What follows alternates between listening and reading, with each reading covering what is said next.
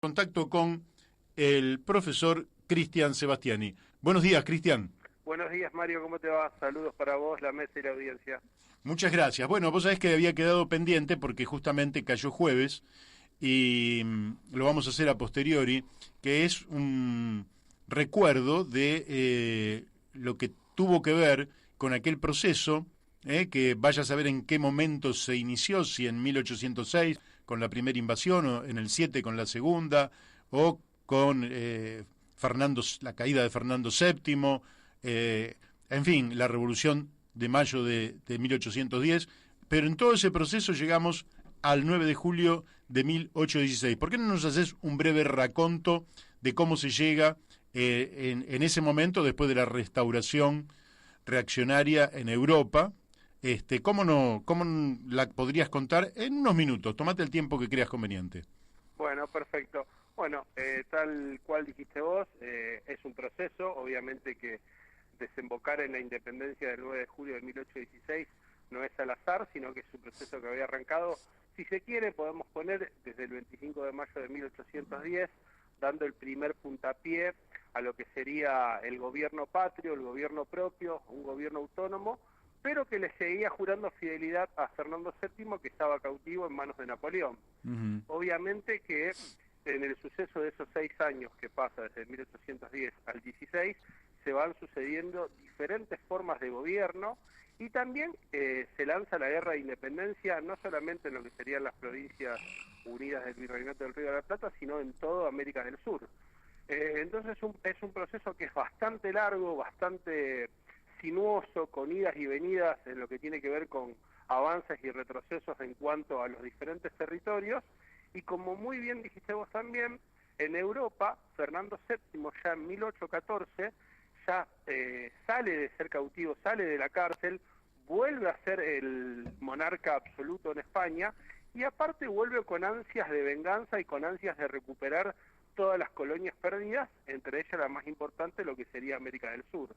Entonces, junto a eso que había pasado en España con la caída de Napoleón y el orden conservador de las monarquías en 1815 con la Santa Alianza, hace que el panorama para declarar la independencia, que había quedado trunca en 1810, sea bastante más complicado. Y también dentro de ese breve, muy breve recorrido que acabo de hacer, también hay que tener en cuenta que los diputados que están sesionando desde el 24 de marzo de 1816 en Tucumán no son del mismo tenor revolucionario que los congresales que había tenido el 25 de mayo de 1810. ¿Por Ujú. qué? Tengamos en cuenta que Moreno había fallecido en alta mar, tengamos en cuenta que Castelli había fallecido por una enfermedad, cáncer de lengua, igual había sido juzgado por el triunvirato, y que Manuel Belgrano, otro de los revolucionarios más importantes del 10, estaba en una gira diplomática junto a Rivadavia en Europa, igual alcanza a llegar al Congreso de Tucumán 3 días antes de que se declare la independencia. Tengamos en cuenta que el Congreso de Tucumán es un congreso que empieza a sesionar, como dije, el 24 de marzo de 1816 y sigue sesionando hasta el año 20, porque si no parece que el Congreso de Tucumán, como a veces pasa en la escuela, fue un solo día que solamente declaró la independencia, sino que el Congreso de Tucumán tiene varios periodos y varios años. Obviamente que lo que más se recuerda es la fecha que estamos haciendo mención hoy. Claro. Entonces, el camino previo a lo que sería la declaración de independencia es bastante dificultoso, no solamente porque hay diputados más conservadores, si se quiere, el único que viene de la primera junta es solamente Juan José Paso, que también había sido vocal en los triunviratos, sino que la condición geográfica, política, no era la mejor. Tengamos en cuenta que Chile, lo que hoy sería Chile, estaba en dominio español, lo que sería el Alto Perú, que era la columna vertebral de la economía española, seguía en manos españolas. Lo que hoy sería Paraguay estaba de una forma autónoma desde 1811, bajo un protectorado, como le llamaron el dictador de Gaspar Francia, y la banda oriental, junto con lo que sería la Liga de los Pueblos Libres, que eran Misiones, Corrientes, Entre Ríos, Santa Fe y parte de Córdoba, se había declarado diferente, pensaba en otro tipo de forma de gobierno, lo que en 1815, el 29 de junio, hace que en el Congreso de la China, lo que hoy sería Concepción del Uruguay, se declare una independencia, es decir, una independencia un año antes a la que estamos haciendo mención hoy. Es decir, que tenemos, por un lado, diputados que no son tan revolucionarios como los de 6 años atrás. Y además, geopolíticamente hablando, las condiciones no son las mejores. Es decir, que las Provincias Unidas del Virreinato del Río de la Plata están en bastante soledad y bastante rodeadas. Y además, habría que sumarle que dentro de ese grupo, por así decirlo, de las Provincias Unidas, tampoco era tan homogéneo, porque tenemos a San Martín siendo gobernador de Cuyo, también impulsando y apurando, es el gran estratega para que se llame al Congreso, que se llama en 1815 y empieza a sesionar, como ya dije antes, sino que además provincias del norte ya están también cansadas de esa especie de centralismo porteño que viene gobernando la Argentina, digamos, que viene gobernando lo que en un futuro será Argentina, de una manera bastante despótica desde la provincia de Buenos Aires. Es decir, que las condiciones para declarar la independencia no eran las mejores y había que hacerlo rápido porque era todo un símbolo, no solamente de Buenos Aires, sino de todas las provincias, para cortar definitivamente los lazos con la corona española. Yo ahí te hice un resumen bastante rápido, muy escueto, de lo que viene siendo desde 1810 al 16 los diferentes territorios, porque habría que decirlo así, de lo que serían las provincias en un futuro y las naciones también. Ahora, en aquel momento el mundo era bien distinto, ¿no? Las potencias no son las que actualmente tienen mayor poder. Teníamos Inglaterra, España, que todavía quedaba con fuerza, Francia. ¿Cuál era Estados Unidos emergente después de su independencia en 1776? ¿Cuál era la estrategia exterior de los que buscaban la independencia? Y bueno, como bien señalaste vos, en lo que tiene que ver con Europa, una España totalmente en crisis, por más que haya vuelto el orden conservador, la monarquía absoluta ya tiene un montón de pérdidas coloniales en su haber, y una Inglaterra que se perfila para hacer lo que luego será con la Revolución Industrial, la dueña de Europa y la dueña del mundo, por así decirlo, el imperio en potencia que viene ganando terreno a paso agigantado. Entonces, muchos, como por ejemplo Inglaterra, desean que la independencia salga porque es una manera de que España pierda poder y además se implementa el libre comercio para poder llevar las factorías y comerciar con un territorio gigante como es el territorio americano. Te hago... ¿Cómo Sí. estás? Daniel te habla. ¿Cómo te va? Una pregunta que tiene que ver con un tema que tratamos antes de tu intervención. Cuando se declara la independencia, se declara la independencia de un determinado territorio. ¿Qué componía ese territorio sobre el cual se declara la independencia en 1816? Bueno, tengamos en cuenta que el Congreso tenía 29 diputados, 32 en realidad, pero 3 estaban ausentes, y son territorios de lo que sería hoy por hoy las provincias del Cuyo, las provincias del norte, incluida parte del Alto Perú, porque no todas las provincias del Alto Perú participaron digamos, cuando decimos Alto Perú, para que se tenga... Bolivia. No, Bolivia y algo partecita de Perú, pero sobre todo Bolivia. Entonces participan las provincias de Chicha, pero hay provincias que no participan. Entonces, pero también, vuelvo, el Cuyo, el Alto Perú, las provincias de Tucumán, Salta y la figurita del momento sería Córdoba, porque como yo expliqué antes, con la Liga de los Pueblos Libres, con Artigas en la banda oriental, y no solamente en la banda oriental, sino que el territorio que avanzan sobre este territorio es bastante grande, hay que ver de qué manera jugaba Córdoba, y eso fue una tensión también que tenía si los diputados de Córdoba iban o no iban a participar. Entonces, sería gran parte de lo que sería Bolivia, las provincias del Cuyo, las provincias del norte, Córdoba y Buenos Aires, porque tengamos en cuenta que, por ejemplo, yo en mi condición de santafesino, nosotros obviamente que nos sentimos parte de la Argentina y festejamos el 9 de julio, pero no hay si uno va a la casita de Tucumán, no va a encontrar un solo diputado santafesino declarando la independencia, votando y jurando la independencia. Entonces tenemos esta fracción, este territorio fraccionado, en lo que tiene que ver con el virreinato del Río de la Plata de lo que era. Sí, entonces, no participa la banda oriental, no participa Paraguay, participa parte de Córdoba, participa parte del Alto Perú y algunas provincias que tampoco están tan homogéneas. Tengamos en cuenta que San Martín desde Mendoza, la voz cantante de él, que era Godoy Cruz, estaba continuamente fomentando que se declare la independencia, y de hecho, que Buenos Aires haya elegido como cabecera, como lugar a Tucumán, es todo un carácter simbólico para empezar a romper un poco con ese centralismo porteño que ya tenía cansada a varias provincias y a varios líderes políticos de la época. Quiere decir que lograr la unidad territorial le llevó a lo que hoy es la República Argentina todo un gran esfuerzo y un gran sacrificio de un montón de gente, porque, bueno, la Argentina que conocemos hoy, ¿cuándo se fragua? Y bueno, es una pregunta bastante difícil de responder en lo que tiene que ver con una fecha.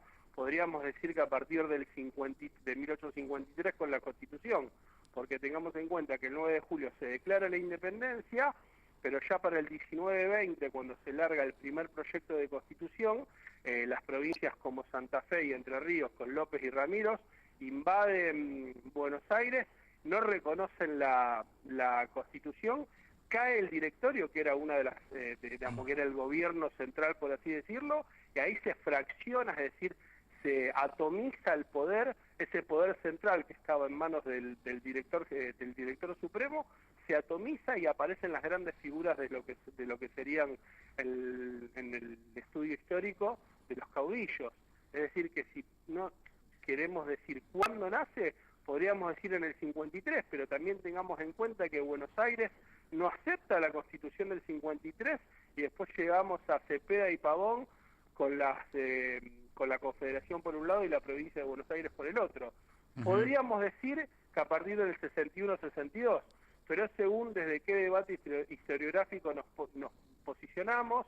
Obviamente que algunos arrancaban con la idea de país y de nación a partir de 1816, pero bueno, es el gran historiador Tulio Alperindongui el que empieza a hablar desde 1853 en adelante, el que rompe con esa lógica de que esa independencia no es un dato menor, pero Argentina como tal, como país, todavía falta. Tengamos en cuenta que el proyecto de Constitución ya también había fracasado en la Asamblea del año 13, 3 años antes, y en el 16 se da la independencia, pero también queda trunco la Constitución. Sí, lo que se resuelve es qué tipo de forma de gobierno tenemos, que estaba la discusión eterna si íbamos a hacer monarquía o república. O una república. Y ahí está también las ideas que trae Belgrano de Europa, el posicionamiento de nombrar un monarca inca, el mandato de los 7 diputados porteños que querían que no haya una monarquía, o que haya una monarquía pero que no sea un inca. Entonces es bastante difícil responder esa pregunta con exactitud.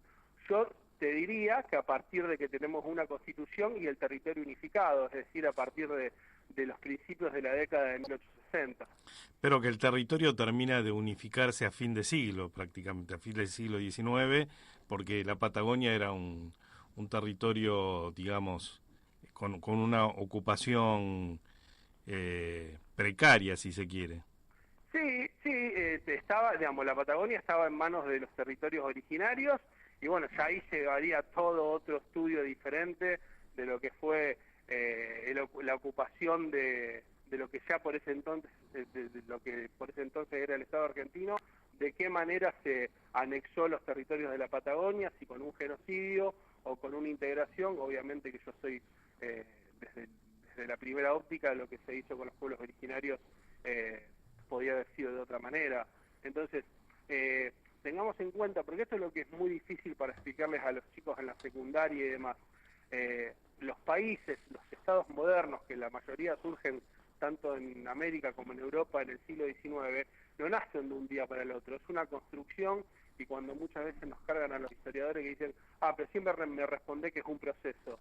Y sí, es un proceso, Sí. porque no es un feliz cumpleaños que nace un día como una persona y todo el mundo sabe qué día nació. Por eso desde acá Sí. nosotros ponemos mucha atención cuando hay expresiones como la de terribles, como las de Cornejo, porque los procesos, digamos, de consolidación territorial de las naciones son procesos difíciles, son procesos que generalmente acumulan conflictos y conflictos duros, y la verdad que a la Argentina le costó un siglo prácticamente, y con guerras internas y con conflictos. Entonces poner en revisión esto, ¿sí?, es realmente un acto terrible contra el enorme esfuerzo de montaña de generaciones de argentinos que entregaron su sangre para que tengamos hoy un país, ¿no? Por supuesto, y aparte de este caso de Cornejo, que para el que no sabe es el gobernador de Mendoza. El ex gobernador. Sí, exactamente, el ex gobernador de Mendoza, es de un delito histórico aberrante, decir que Mendoza puede separarse porque puede abastecerse. Estaba diciendo minutos atrás que era el propio San Martín, no cualquiera, el que fue el primer hacedor y estratega de presionar para que ese Congreso dicte la independencia. Entonces ahora tener una figura política que no sé si estará haciendo carrera para la presidencial o qué, con ese tipo de tenor, la verdad que es bastante, desde mi punto de vista, aberrante y desacertado desde todas las matices, económica, política y demás. Claro. Y para completar y ya cerrar, el propio San Martín, allí en Mendoza, digamos en Cuyo en aquel entonces, pero que es Mendoza, desde el Plumerillo, donde organizaba su ejército, necesitaba esta declaración porque la independencia tampoco, qué sentido de integración distinto al de Cornejo, porque la integración necesitaba de la independencia justamente de lo que era la Capitanía de Chile y también derrotar a los realistas en Perú, en el Virreinato del Perú. ¿Por qué no nos contás, y ya con eso cerramos, un poquito por qué San Martín presiona y por qué no puede llegar en nombre de una especie de nación indefinida a actuar sobre el territorio chileno de la mano también de O'Higgins? Exactamente. Bueno, San Martín necesitaba sí o sí la independencia para empezar con su plan continental, porque era en nombre de qué y de quién iba a empezar a libertar tanto la Capitanía de Chile como el bastión económico que era el Alto Perú. Es decir, que cuando él, con la independencia, puede empezar con su plan continental, lo hace por cruzando la cordillera primero para ir a Chile y desde ahí para ir a Perú, porque tengamos en cuenta que uno de los mayores guardias y milicias del ejército regular de España, los realistas, estaban en el norte. Más allá del gran trabajo que había hecho Güemes, entrar al Alto Perú por el norte hubiese sido una derrota asegurada. Por eso él necesitaba no solamente la independencia, sino que la independencia tiene todo un carácter simbólico, y además ese mismo Congreso, días después, es el que termina también aceptando la bandera argentina celeste y blanca. Más allá que había sido aceptada por la Asamblea del año 13, es todo un gesto político salir desde donde salió San Martín con las ideas que sale San Martín. Entonces era totalmente necesario, y por eso siempre se lo tiene como el padre de la patria, como el hacedor de la independencia, y desde allí no solamente lo que hoy sería Argentina, sino 3 países como Chile y como Perú. Obviamente que es fundamental la Declaración de Independencia, y desde allí, después con Bolívar viniendo desde el norte, se termina haciendo la liberación total ya en 1824 de lo que sería la patria grande, todos los países de lo que hoy conocemos como América del Sur, países que después se van a ir armando y formando según sus lógicas y según su periodo histórico que cada uno vaya estudiando. No es lo mismo lo que va pasando en el sur que lo que va pasando en el norte, pero sí podemos decir que la guerra de independencia la podemos fechar como en 1824, en el cual ya todo el territorio está libre de dominio español. Salvo Brasil, ¿no? Salvo Brasil, que sí, obviamente está con la corona portuguesa, y que también, si vamos al caso de los portugueses, un dato que tampoco se dice mucho, el 9 de julio se firma la independencia, pero 10 días después, el 19 de julio, se le agrega que la independencia es no solamente de Fernando VII y de España, sino de toda nación extranjera, y no es casualidad, sino que la banda oriental había sido invadida días antes por los portugueses. Entonces, yo cuando hablo de América del Sur, siempre se deja de lado Brasil por el hecho de que la dominación portuguesa tiene una relación diferente a lo que fue la relación con España. Digamos, para hablar de Brasil habría que hablar específicamente de Brasil, pero bueno, no es menor el tema de la invasión portuguesa a la banda oriental y las diferencias que hubo históricamente entre lo que sería la banda oriental, la Liga de los Pueblos Libres, con el directorio porteño. Bueno, Cristian, hasta aquí llegamos. Ha sido muy claro y le hemos rendido entonces nuestro pequeño homenaje a este pasado 9 de julio, en el 204 aniversario de la Declaración de la Independencia. Bueno, lo último para agregarte, ya que si queremos jugar un poquito con las efemérides, que hoy 12 de julio de 1780 nace Juana Zurduy, una importantísima revolucionaria que tuvo, nacida en Sucre, lo que hoy sería Bolivia, una importantísima revolucionaria que tuvo no solamente la independencia de su país, sino también con la nuestra, condecorada por Güemes y por Belgrano por sus luchas junto a su marido en el norte, lo que sería Salta, Jujuy y Bolivia. Así que más allá de que el 9 de julio pasó de largo, podemos recordar el cumpleaños de una incansable luchadora como fue, y más en el reconocimiento que se le da a las mujeres hoy por hoy, como Juana Zurduy. Muy bien, perfecto. Bueno, fuerte abrazo, Cristian. Saludos para todos. Chau, chau. Muchas gracias. Chau, chau. ¿Qué te parece, Beto? Si